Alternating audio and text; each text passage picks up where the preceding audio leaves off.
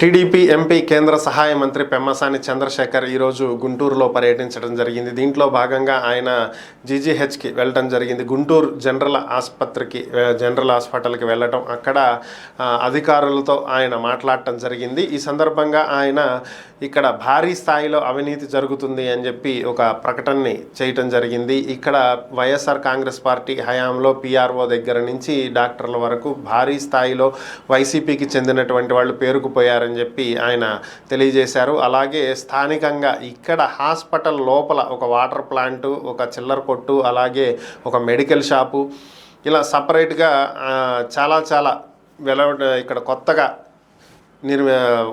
రావటం జరిగిందని, వేటికి కూడా అనుమతి లేదని, ఇవన్నీ కూడా వైఎస్ఆర్ కాంగ్రెస్ పార్టీ హయాంలో అక్కడ ఉన్నటువంటి వైసీపీ నేతల ప్రోద్బలంతో పెట్టినటువంటివే తప్ప వీటికి ప్రభుత్వం నుంచి ఎటువంటి అనుమతి కూడా లేదని, అదేవిధంగా ఈరోజు ఎంపీలు అలాగే పార్టీ నాయకులు పర్యటనకు వస్తున్నారని తెలుసుకున్నటువంటి వైసీపీకి చెందినటువంటి వాళ్ళు స్థానికంగా ఉన్నటువంటి చిరు వ్యాపారాలను మూత వేయించేశారని, వ్యాపారాలు లేకుండా, ఎందుకంటే వీళ్ళ దగ్గర నుంచి బలవంతంగా డబ్బులు వసూలు చేసే వాళ్ళని నెలకింతని హాస్పిటల్ చుట్టూ చిరు వ్యాపారుల దగ్గర డబ్బులు వసూలు చేసి అక్కడ బిజినెస్లు పెట్టుకోవడానికి అవకాశం ఇచ్చేవాళ్ళని, ఆ విషయాలు బయటపడతాయి అనేటువంటి ఉద్దేశంతో వాళ్ళు ఈరోజు ఆ వ్యాపారాలన్నీ బంద్ చేసే విధంగా వాళ్ళను బెదిరించి మూసేయించడం జరిగిందని కూడా తన దృష్టికి వచ్చినట్లుగా పెమ్మసాని చంద్రశేఖర్ తెలియజేయడం జరిగింది.